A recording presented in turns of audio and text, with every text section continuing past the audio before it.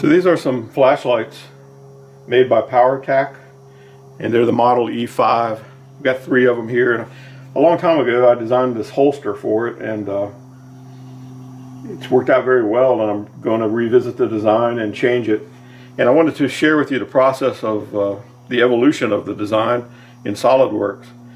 And so I'll talk about this holster here a little bit.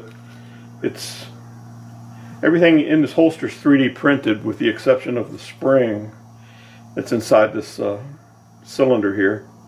And there's a small 1mm diameter pin right in here that's driven through this brass piece, and that basically locks the brass piece into place against the tension of the spring, keeps it from coming out. And with the exception of those 2 parts, the only other 2 parts are the brass piece here that's 3D printed, and this case assembly. It's also 3D printed. And so basically when I started the design, I just wanted to take some measurements of this part of the flashlight. This is where I'm working. This is the part that I'm interested in. And so I basically took some measurements here and noticed that this is about 30 millimeters. And so I'll give a little clearance on that, maybe 30.5. And that's the depth that I need in this well. And see on the back it's closed a little, so the back of the surface rests on the inside of that. And then on the front here, that brass piece, it locks into right here on this edge, keeping it from coming out. And so I want the cylinder to have sort of a close fit, so it can move around, rattle around, but I don't want it to be able to come out of its cam lock. And so I did a measurement here and came up with about, I'm going to use like 30.5 millimeters. And then I need to know the outside diameter, and that's about 24. I'll give a little extra for that. And then also I need to know this outside diameter of the waist part, and I'm getting about 20.36 there. And then I need to know how much room I've got here. And so I've got about 7 millimeters. I'm going to go with a 5 millimeter just to play it safe. So my brass piece here, that's about 5 millimeters. And so with those numbers I can design this piece, and then also combine in the diameter of the spring that I'm using and the diameter of the pin. And so I'll get started on that. We'll walk through a step-by-step process of the evolution of the holster.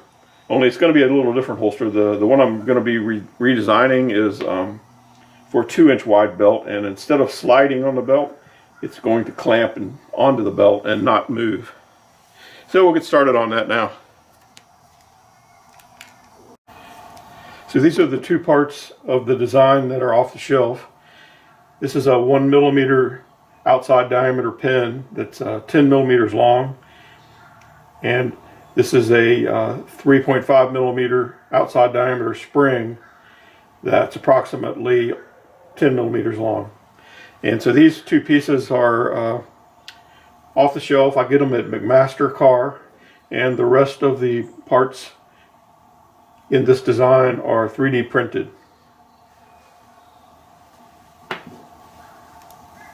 So now we're looking at the total assembly in Solidworks.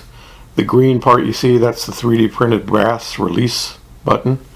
So we need to press that in. The hole cutouts align with the other hole, and the flashlight can be removed. And there's the serrated clamp on the bottom there. And so next we'll be getting into, I'll show you basically how you derive these features. I started with a cylinder that was the ID of the flashlight case, and I gave it a couple millimeters of thickness.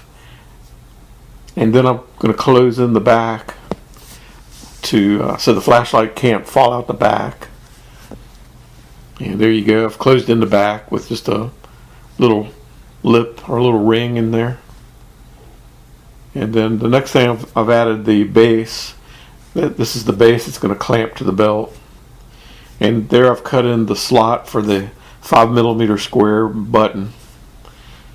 And then I bring down the edges of the circle to make it stronger, and go back and recut the slot through that material. And there I've cut the slot for the 1mm pin that retains the brass push button. And then so next I'm going to put in the holes for the fasteners, and I'm going to radius the edges there. And next I've added basically an umbilical cord so I can draw the next part. I'll be removing this piece later.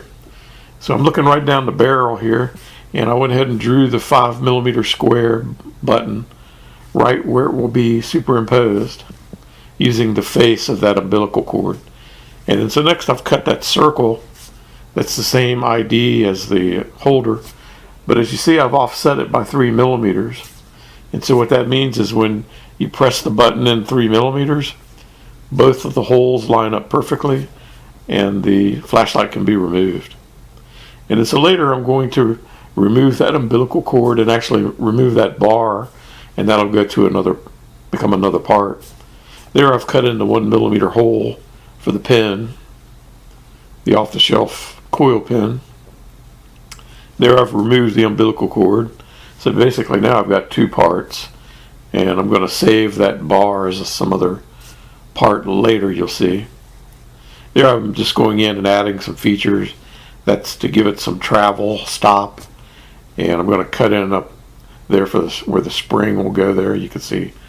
And next I've added in the little circular enclosure for the spring, and now I've removed the bar completely. That'll become another part later. And next I've enclosed the spring recess there and shaved off the bottom. Now I'm going to apply a series of fillets to smooth out the edges and make it just more refined. And then I'm going to come in next and cut in the hex for the nuts there, the recesses. And I'm going to now cut in the serrated teeth on the bottom. Cut one, and then I go back and multiply them. So that's basically the enclosure, the case. And now here's the push button release. That's a new part now. It's called release button. And I'm going to add a few details to it. I'm added a pocket for the spring there. And there I'm going to give it some radius on the edges. There I've chamfered the 1mm hole to make the pin easier to go in.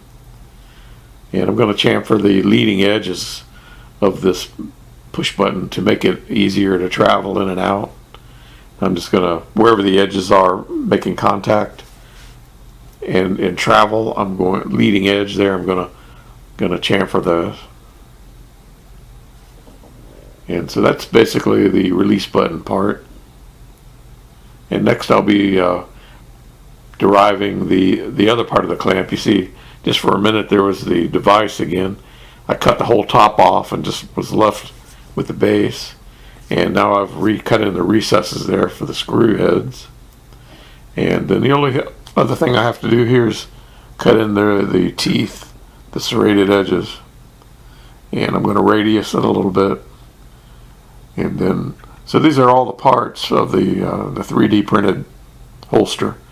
We'll see them all come together again here in just a second. And there it is again. You can see the base, the release button, and the basic case there, and how it's all going to fit together.